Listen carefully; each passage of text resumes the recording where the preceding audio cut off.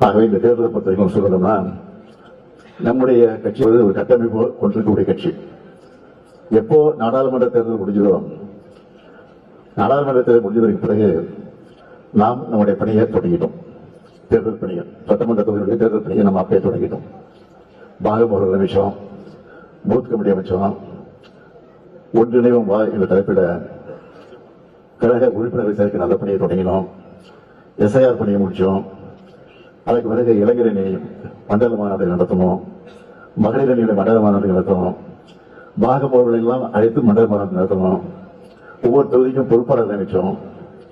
மண்டல அளவில் அதற்கு சில பொறுப்பாளர்கள் அமைச்சோம். இவ்வளவு பணிகளையும் செஞ்சு ஏன் நாம் ஆட்சிக்கு வர முடியல?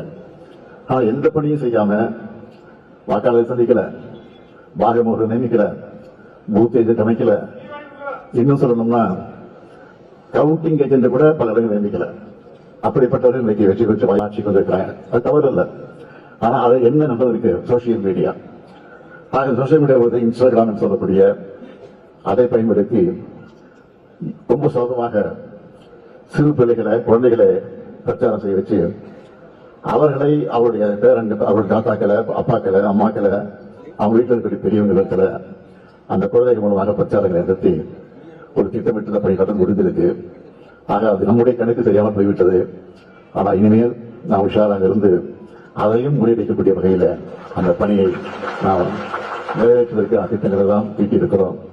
எனவே நீங்கள் எதை பற்றி கவலைப்பட வேண்டிய அவசியம் இல்லை. நம்முடைய கழகம் இருக்கு, நம்முடைய இயக்கம் இருக்கு, நாங்கள் இருக்கிறோம். எதை பற்றி நீங்கள் கவலைப்பட வேண்டிய அவசியம் இல்லை. மீண்டும் நாம் தான் ஆட்சிக்கு வருவோம் என்ற நம்பிக்கையோடு பணியாற்றுங்கள்.